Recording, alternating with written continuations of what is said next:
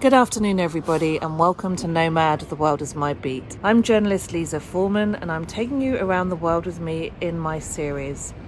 This week's episode is entitled, I Sold My Bed to See Paris. I'm going to show you another way to live and tell you what I did as a means of surviving the great downturn in journalism. Because what started as pure financial necessity turned into one of the most colourful and unexpected stories I've found myself in the middle of in years.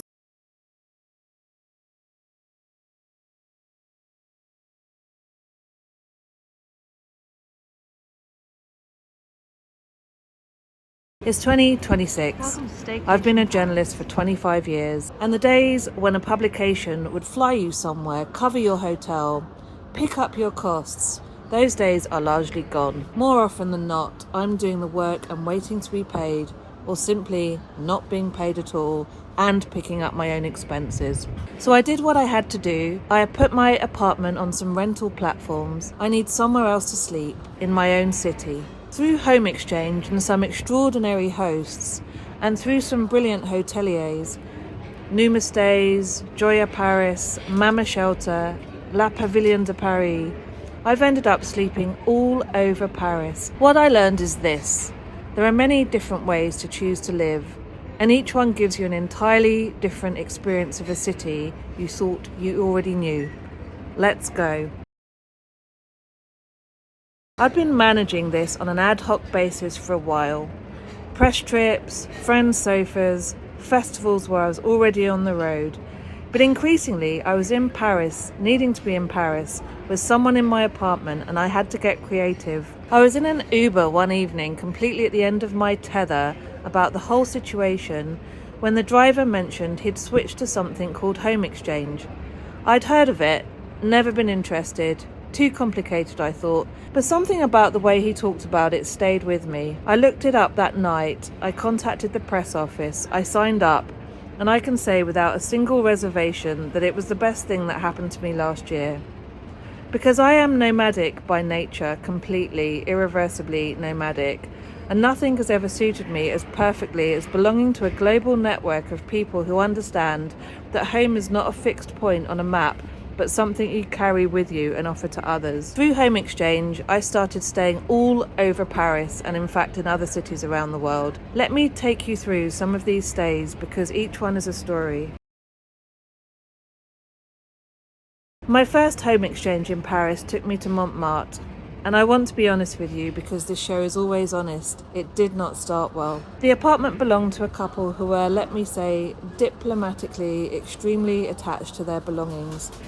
I walked in and the place smelled powerfully of fish. There were old vegetables, water sitting in the plant pots. The windows had not been opened in some time. I cannot live like that. So I got to work, pried open every window I could find, watered the plants, cleared the old vegetables out from the fridge, cleaned the apartment every single day I was there. When I left, they sent me a frosty message about a broken cup and a scratch on a saucepan that they apparently expected to be professionally repaired. I declined. I had cleaned the apartment to a standard it had not seen in months, and I was not going to apologise for a scratch on a saucepan. But here is the thing about Montmartre, and this is what the whole episode is really about. None of that mattered because I was living in the heart of one of the most extraordinary neighbourhoods in the world. The cobblestones, the staircases, the artists. The village tucked inside a city of 2 million people. Every morning I walked out of that front door into something that reminded me exactly why I chose Paris. This city has a way of making you forgive everything. Then I went somewhere that most people, including most Parisians, tend to overlook, Charenton-le-Pont, just outside the périphérique, which in Paris functions as a kind of psychological border as much as a physical one. Cross it and people assume you've left the city. You haven't, you've just found a different one. The home exchange apartment was in one of those beautiful, generous bourgeois houses overlooking the Bois de Vincennes. Quiet, spacious, green. An entirely different pace from the city centre. And the old town on the main street is like stumbling into a village that has been quietly getting on with its life, while the rest of the world rushes about. Boulangerie, a Saturday market, locals who actually know each other by name, a stone's throw from Paris and another world entirely. My only complaint, and it is a minor one, is that the city bikes stop about a kilometre short of where you actually need them, so there is a walk through the Bois de Vincennes. I've had worse problems in my life. Charenton-le-Pont taught me something I keep relearning in this city. Paris does not end where you think it ends, and the edges are often where the real life is. Now, I want to tell you about Christian because Christian is one of the reasons I believe in this city. Christian and his sons manage several small properties dotted around Paris, and they host on home exchange for a very modest number of points, which is genuinely generous. I have now stayed with them multiple times in multiple places, and each time I have felt something I do not take for granted. I have felt welcome. There was a studio in the Marais, 4 square meters, right in the heart of one of the most culturally layered neighbourhoods in the world. It's like sleeping in a very tiny railway carriage. Everything you need, nothing you don't. And outside the door, the Place de Vosges, the galleries, the falafel on Rue de Rosier, history pressing in from every direction. Then there was the garden cabin in Vincennes. I know that how that sounds, but it was like being adopted. Christian and his sons have a warmth about them, a genuine openness. And as a foreigner who is constantly on the road, that kind of welcome genuinely matters. In that garden cabin next to their home, I felt like I belonged somewhere. You cannot put a price on that feeling. And right now, as I make this episode, I am staying in their chambre de bonne in Nation. 10 square meters at the top of a building, a bed, a shower, a window. Every morning I walk out into a neighborhood I am learning from scratch. Working Paris, market Paris, neighborhood Paris. At a certain point in this adventure, before I discovered home exchange, I decided to stay at a youth hostel, which is something I never did in my youth because I have chronic insomnia. And it's only thanks to the fact that I've learned to listen to monks chanting all night on headphones that I was finally able, years later, to find out what it's like to stay in a youth hostel. And in doing that, I've made a huge discovery, not only on what it's like to stay as part of a community, but in just how much hostels have evolved to become some of the best designer spaces on earth. And we'll get into that in a separate show. I went to stay at St. Christopher's Inn in the 19th arrondissement. I want to be transparent with you. I'm not 22. I've been a journalist for 25 years. I've interviewed studio heads, film directors, choreographers, and I checked into a youth hostel. It was wonderful, though. It was an arrondissement that Paris's more traditional residents sometimes treat as an afterthought. They are wrong. It's a vibrant, multicultural area along the canal, full of artists and musicians and people who have come from all over the world to build a life here. Belleville is around the corner, Père Lachaise Cemetery, and the hostel itself was full of young travellers from Japan, Brazil, South Korea, Australia, all doing what travellers have always done, figuring out the world one city at a time. I had breakfast with a philosophy student from Seoul. I had a conversation in the common room with a filmmaker from Sao Paulo. It reminded me why I got into this life in the first place, the travel life, through curiosity and because of connections that you make. The radical act of showing up somewhere new and actually paying attention. Do not overlook St. Christopher's Inn and do not overlook the area. Nomad stays put me up on the Champs-Elysees. When people hear that, they think tourist trap, overpriced, soulless. This is what I thought. I was completely wrong. Within 2 blocks of that address, there is an entire Paris that most visitors walk straight past. Hidden courtyards, a covered market that has been there for over a century, small restaurants where locals actually eat. I spent an afternoon wandering within a very small radius and I kept finding things. Paris always rewards that kind of attention. Nomad I want to highlight because their model is one I find genuinely interesting as a traveller. Digital check-in, beautifully designed compact rooms or apartments. A real sense that someone has thought carefully about what a modern traveller actually needs. No unnecessary fuss, no marble lobby for its own sake. Just a real, well-considered place to stay in a great location at a price that doesn't make you weep.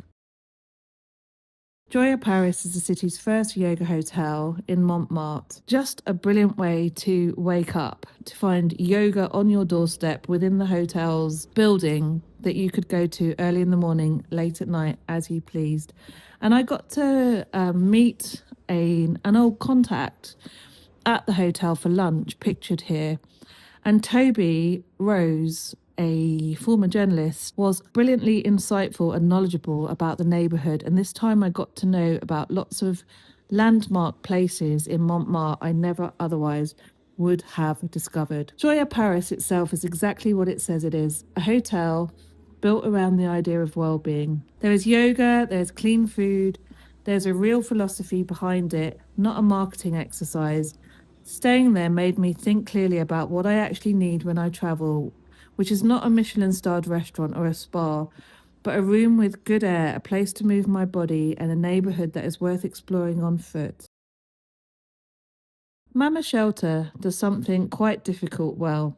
They make hotels feel genuinely fun without making them feel try hard. There is a playfulness that is entirely authentic. The rooms made me laugh when I walked in the best possible way. Artwork, colour, the sense that someone had a very good time designing the space and wanted you to share it. After weeks of chambre de bain and garden cabins and youth hostels, all of which I'd loved, it felt genuinely peaceful and therefore luxurious to be somewhere with a proper bed and a room with real personality. It was also an opportunity to stay at the first hotel opened as part of this French hotel chain. And it was in an out-of-the-way part of the 20th arrondissement that I didn't know. I discovered funky bars, a youthful culture, weird side streets. It was a part of Paris I never otherwise would have seen. And now the stay I think about most. The Pavilion de Paris on Rue Saint-Dominique in the 7th arrondissement.